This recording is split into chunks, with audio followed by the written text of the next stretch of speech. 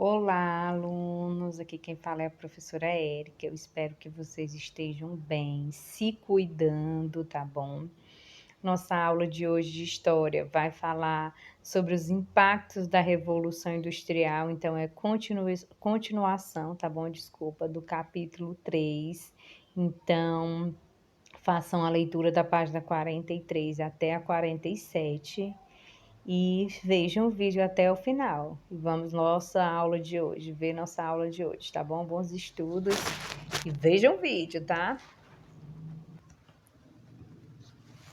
Então, vamos falar sobre os impactos da Revolução Industrial. O primeiro que a gente vai falar, né, é no ritmo do relógio, tá bom? Então, a gente vai ver que desde a primeira Revolução Industrial, o cotidiano das pessoas tem passado por transformações, tanto nas relações de trabalho como a dinâmica das cidades e do meio ambiente. Então, para começar, a gente vai falar um pouquinho sobre essa questão no ritmo do relógio. Então, antes da Revolução Industrial, o tempo era basicamente contado e organizado em função de atividades como a agricultura, a criação de animais, o comércio, as celebrações religiosas.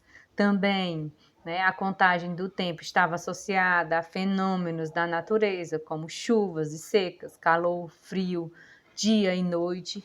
Com a Revolução Industrial, a relação que as pessoas mantinham com o tempo mudou profundamente. Nas indústrias, os trabalhadores precisavam se adaptar ao ritmo do relógio, da máquina e de seus chefes e dos donos das fábricas.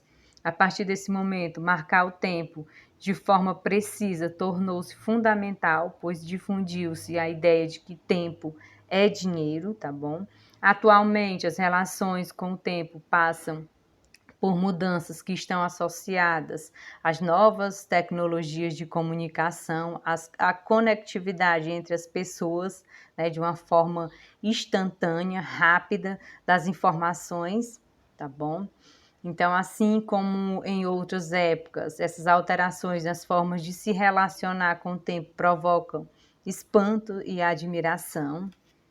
Aqui a gente vai falar um pouquinho sobre os trabalhos nas fábricas. Então, durante o processo de industrialização, milhares de trabalhadores do campo migraram para as cidades, onde tornaram operário. Porém, o trabalho nas fábricas era bem diferente das atividades realizadas no campo. Em geral, as fábricas eram ambientes precários, insalubres. Muitos edifícios eram sujos, escuros, pouco ventilados. Nas tecelagens, com frequência, os operários contraíam doenças respiratórias em razão dos fiapos de lã e algodão que existiam no ar. Com o objetivo de aumentar os lucros, os donos das fábricas exploravam os operários ao máximo.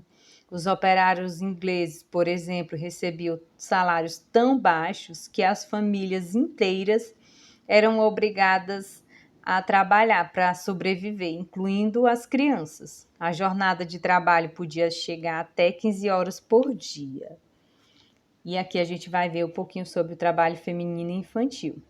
Então, o trabalho feminino e infantil não surgiu com a Revolução Industrial. Desde os tempos mais antigos, mulheres e crianças trabalhavam na agricultura, na criação de animais e no artesanato. Mas, no entanto, com a Revolução Industrial, mulheres e crianças passaram a trabalhar em lugares cada vez mais distantes de suas casas, sob uma disciplina severa, cumprindo longas jornadas de trabalho e recebendo salários bem mais baixos do que os homens adultos. Ao saírem de casa para trabalhar, as mulheres passaram a acumular trabalho na fábrica e ainda trabalho doméstico e o cuidado com os filhos, que é a chamada dupla ou tripla jornada de trabalho, uma injustiça que continua comum até os dias atuais, tá bom? Sobre as crianças, a gente vai ver que a mão de obra infantil foi intensamente utilizada nas fábricas, tá? As crianças trabalhavam em condições semelhantes aos adultos, o que provocavam sérios danos de saúde, como dores no corpo, doenças crônicas. Elas também não tinham acesso à educação, diferentemente de hoje, né, na atualidade, aqui no Brasil, por exemplo, a exploração do trabalho infantil é considerada crime e a criança ela tem o dever e o direito, né, à educação, tá bom? A gente vai falar sobre os movimentos operários. Então, na Inglaterra, em fins do século XVIII, começaram a surgir os primeiros movimentos de operários que reivindicavam melhores condições de trabalho.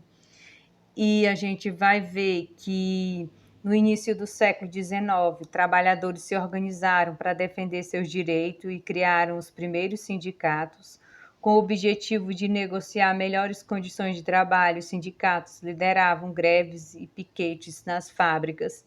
De modo geral, as greves eram violentamente reprimidas pela polícia.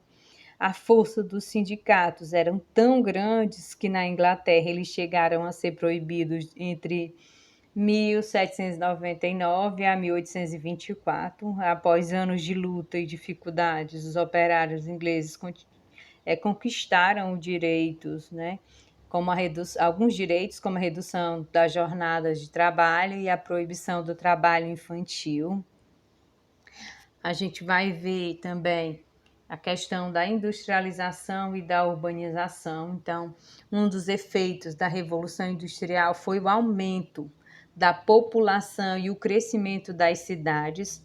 Na Europa, essa situação ficou bem visível, especialmente ao longo do século XIX.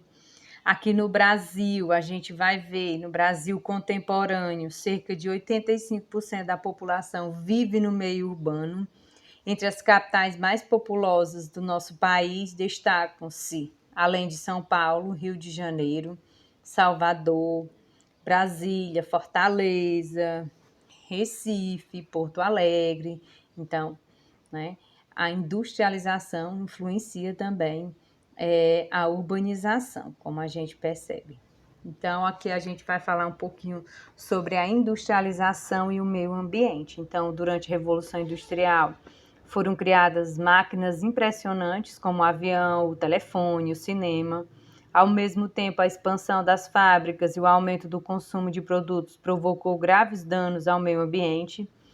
Nas sociedades industriais, o carvão mineral, a partir de 1760, e os derivados do petróleo, a partir do século XIX, tornaram-se importantes fontes de energia.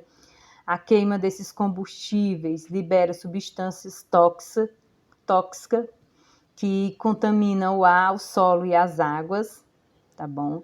Até em meados do século XX, na maioria dos países industrializados, não era obrigatório o uso de filtros nas chaminés das fábricas e nos escapamentos dos automóveis. Tampouco havia tratamento adequado de esgoto nas cidades.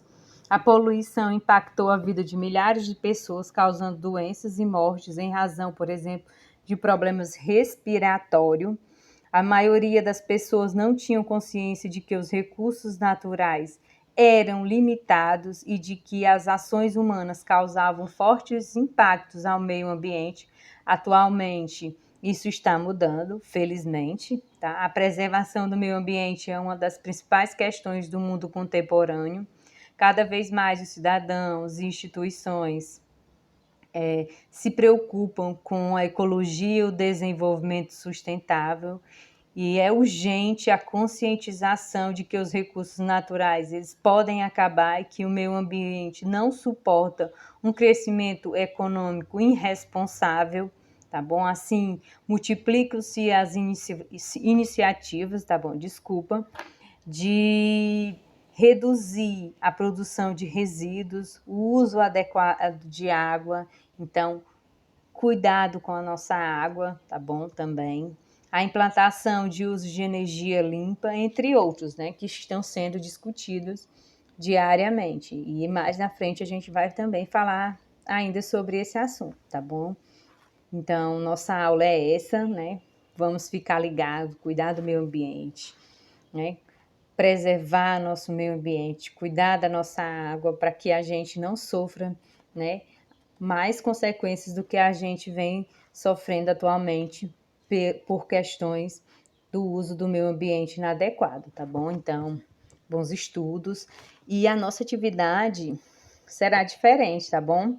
Nossa atividade eu vou enviar para o grupo explicando bem direitinho, espero que vocês fiquem bem atentos.